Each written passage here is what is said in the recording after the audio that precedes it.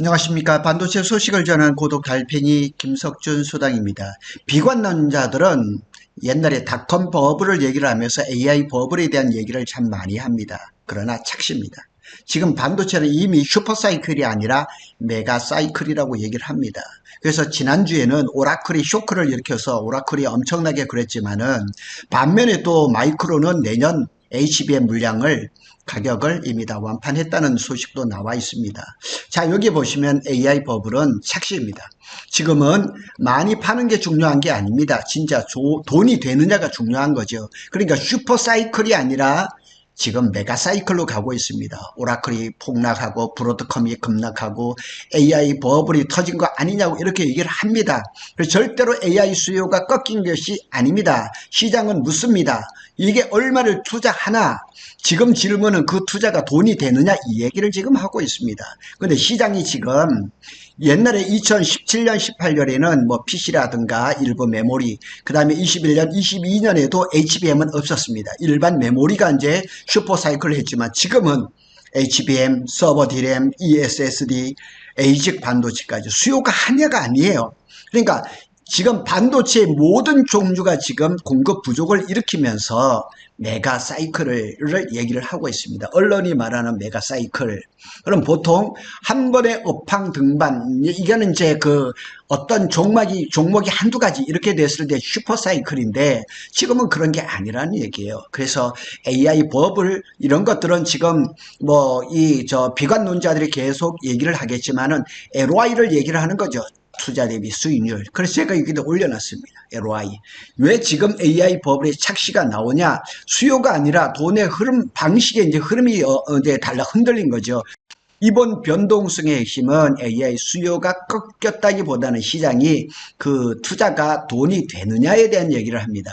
지금 HBM을 가지고 지금 GPU를 가지고 데이터 센터 클라우드를 이걸 하는데 어마하게 많은 돈이 들어가잖아요. 그렇게 그 천문학적인 돈이 들어가는데 그 투자가 돈이 되느냐 이 얘기입니다. 그래서 냉정하게 묻기를 시작했다는 얘기죠. 오라클 케이스를 보죠. 오라클이가 지난 목요일 날 쇼크를 일으켰습니다. 분기 매출이 컨센서스가 이제 하락을 했고 더 크게는 이제 설비 투자 확대와 현금 흐름 부채 부담이 시장을 불안하게 만들었습니다. 기사에 따르면 오라클이 자본 지출 전망을 350달러에서 500억 달러로 올렸습니다. 그러니까 지금 이게 엄청나게 많이 늘은 거죠. 그래서 AI가 망했다가 아니라 레버리지 차입을 해서 캐펙스를 밀어붙이는 모델이 리스크 프라이싱, 그러니까 투자 대비해서 여기에서 이제 약간 이게 커진 겁니다. 다시 말해서 AI가 실패한 게 아니라 빚내서 너무 빨리 투자하는 방식이 위험해 보이기 시작했다는 겁니다. 그러니까 시장이라는 거는 원사이드하게 그냥 좋게만 얘기하는 것은 아닙니다. 긍정론자들은 AI 버블이 아니다. 아직까지 뭐 AI라는 건 시작에 불과하다 얘기를 하지만 또 비관론자들은 이렇게 약간의 태클을 걸면서 약간의 브레이크를 밟아가면서 가는 거죠. 브로드컴의 이제 또 케이스도 있죠. 실적이 좋아도 주가가 급락하고 있어요. 이거는 대형주에서 흔히 나오는 밸류에이션, 기대치 과열, 포지셔닝, 뭐 가이던스 해석, 뭐 여러 가지 나옵니다. 실제로 이제 견조한 실적에도 주가가 하락하는 것에서 이렇게 볼 수가 있는 겁니다. 국내에는 이 충격이 AI 대표주 동반 하락. 그래서 뭐 지난주에는 삼성이나 SK 하이닉스가 떨어졌다, 약간 올라갔다, 이런 것이 반복된 거죠. 코스피가 이제 그 목요일 날인가요? 그것도 뭐 오라클의 쇼크 때문인지 모르지만 4천 약간 내려가는 일도 있었습니다.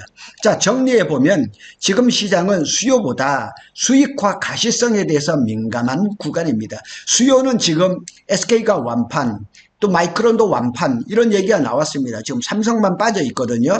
다시 말해서 지금은 많이 팔리느냐 보다는 이게 진짜 돈이 되는가를 따지는 시장이라는 얘기예요. 그래서 삼성의 전략이 제가 한번 올려놨잖아요. HBM은 끌고 가지만 돈 되는 거 어디냐? 범용 D램이라서 돈은 범용 D램에서 벌어서 착실히 HBM에 SK 하이닉스하고 기술 간격을 좁혀가는 그런 전략을 쓴다는 거죠. 자, 많이 파느냐? 이게 중요한 게 아니라 이게 진짜 돈이 되냐? 요것만 아시면 됩니다. 그럼에도 메가사이클이 성립할 수 있는 논리는 뭐냐? 수요가 HBM 하나에서 전 스택, 제가 저번에도 말씀을 드린 것처럼 HBM, SSD, 뭐 그냥 서버 D램, 모든 그 반도체 전반에서 전 스택으로 번진 거예요. 슈퍼사이클이 보통 한 축, 예를 들어서 PC, 서버 혹은 메모리 단독 이렇게 나왔을 땐 슈퍼사이클을 하는데, 이 메가사이클이라는 것은 여러 축에서, 그러니까 모든 반도체에서 동시다발로 커지면서 업황이 길어지고 파동이 여러 번 온다는 거예요. 그래서 이 슈퍼사이클, 메가사이클이 어떤 데서는 28년, 어떤 데서는 30년 이렇게 보고 있습니다. 그래서 이 정도로 지금 시장이 분석이 이제 계속 이렇게 길어지는 그런 이 전망이 나오는 거 보면 메가사이클인 것만은 틀림없다 이렇게 봅니다. 컴퓨터에 대해서는 여기다 다 올려놨습니다. 그래서 GPU만이 아니라 ASIC 비중이 확대가 되는 거예요.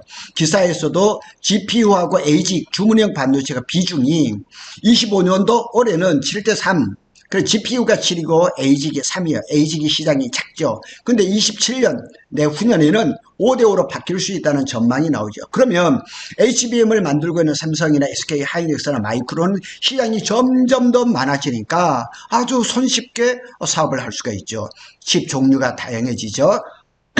그 다음에 인프라 투자가 한 고객 한 플랫에 의존할 필요가 없는 거죠.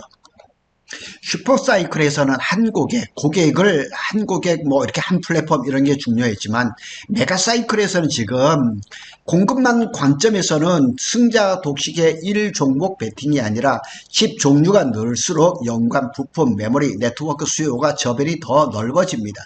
다시 말해서 삼성전자가 HBM에서 약간 뒤처졌다 해도 범용 D램이라든가 낸드 이런 데서 더 많은 수익을 낼 수가 있었던 거죠. 그러면 SK 하이닉스는 또 HBM을 잘해서 거기에서 돈을 많이 벌면 됩니다.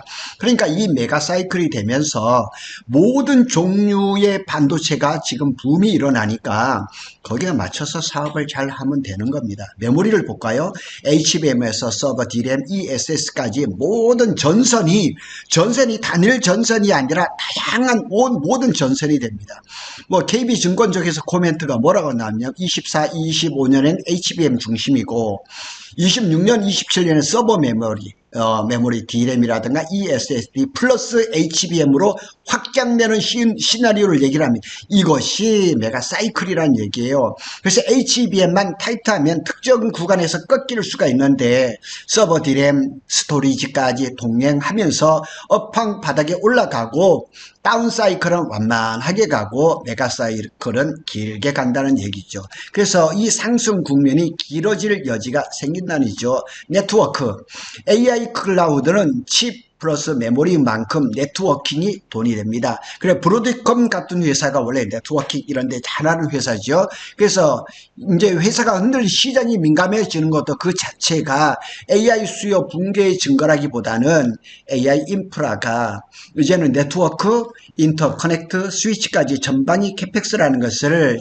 잘 알고 때문입니다. 그래서 이 HBM도 이제 조금씩 그 모습이 변해가면서 또 여러 그 종목으로 이렇게 확산되는 걸 볼 수가 있죠. 전력이라든가 냉각이라든가 이제 땅, LY 검증이 시작되면서 무조건 증설해서 효율적인 투자로 가는 거예요. 그래서 전에도 제가 방송을 한번 했지만 냉각 같은 것도 지금 액침 냉각 이런 것들 지금 엄청나게 대두가 되죠. 투자 대비 수익이 불확실해지면 시장은 캐펙스 지속 자체보다 캐펙스의 질, 효율, 가동률, 단기, 회수, 시간 이런 것들을 보시죠. 그래서 투자 대비 수익 가시성, 이게 그 앞에서 제가 말씀드린 ROI를 얘기를 하는 겁니다. 그래서 장기적으로는 살아남는 캐펙스가 남아서 더 지속 가능한 투자 사이클로 바뀔 수가 있습니다. 진짜 버블을 얘기를 하는 비관론자들이 많지만은 AI 버블은 착시다. 진짜 버블이다 이렇게 얘기를 하고 있지만 체크리스트를 한번 봐야죠. 그래서 여기에 몇 가지를 얘기를 해놨습니다. 향후 6에서 12개월에서 아래 한두 개가 아니라 연속적으로 깨지면 버블 쪽으로 확률이 올라가지만 반대로 유지 개선되면 메가사이클 플러스 중간중간 큰 조정 시나리오가 더 그럴듯하다. 다시 말해서 하이퍼스케일러 클라우드의 캐펙스가 가이던스가 축소로 꺾인다. 이렇게 됐을 때는 단순 속도 조절 말고 방향이 전환가 되겠죠. 데이터 센터의 이제 가동률이었던 임대, 이 단가가 꺾인다. 그러면 ROI의 이제 식물 지표가 또 이렇게 이제 다운이 되겠죠. 메모리 가격이란가 리드 타임이 동시에 약해진다. HBM만이 아니라 서버 디램까지 이렇게 약해지는 이런 국면, 그 다음에 AI 서비스 매출, 소프트웨어, 구독, 광고, 엔터프라이즈의 질적 지표가 둔화되든지, 그래서 수익화의 증거가 사라지는지, 그래서 오라클 거는 특히 2번, 4번에 대한 시장에 불안이 있습니다. 그래서 차입 캐펙스와 결합되면서 커진 케이스로 일컫니다. 그러니까 투자를 과연 누가 될 것이며, 그렇게 투자를 했을 때 수익이 리턴되느냐, 투자 대비 수익이 잘 나오고 그것이 지속이 되느냐, 이런 것들 때문에 버블이 이제 있느냐, 뭐 진짜 버블이냐, 이렇게 얘기를 하고 있는 겁니다. 한 문장 결론을 지어본다면 지금은 AI 수요가 꺾인 게 아닙니다. 누가 말을 해줍니까? 마이크론의 실적이 말해주고 SK 하이닉스의 실적이 말해줍니다. 그래서 AI 투자는 무조건 정답이라는 믿음이 흔들리며 ROI 그 투자 대비 수익률을 예리하죠. 검증이 시작된 구간입니다. 한번 점검을 하고 갔겠다는 얘기죠. 그래서 검증을 통과하는 캐펙스는 더 오래 간다. 그래서 슈퍼사이클을 넘어서 메가사이클이라는 말이 나옵니다. 그래서 세상에는 그냥 쭉 잘 가는 일은 없습니다. 어느 정도 중간 지점에서 누가 브레이크를 한번 밟아주는 거죠. 그 과정이라고 보시면 됩니다. 그래서 반도체, 우량한 이 반도체 쪽에서 지금 투자하신 분들은 이게 작은 흔들림에 흔들릴 필요는 없다. 그래서 지금 SK 하이닉스나 마이크론의 실적이 말해주는 겁니다. 그래서 뭐 오라클이라든가 브로드컴이나 살짝 움직이는 거에 대해서는 너무 민감할 필요는 없다. AI 수요는 견조하다. 이런 것을 볼 수가 있겠습니다. AI 버블을 만일 수요자가 안다 그러면 저렇게 계약을 할 이유가 없겠죠. 구독 달팽이는 삼성전자와 SK 하이닉스의 반도체 소식을 빠르게 전해드리고 있습니다. 감사합니다.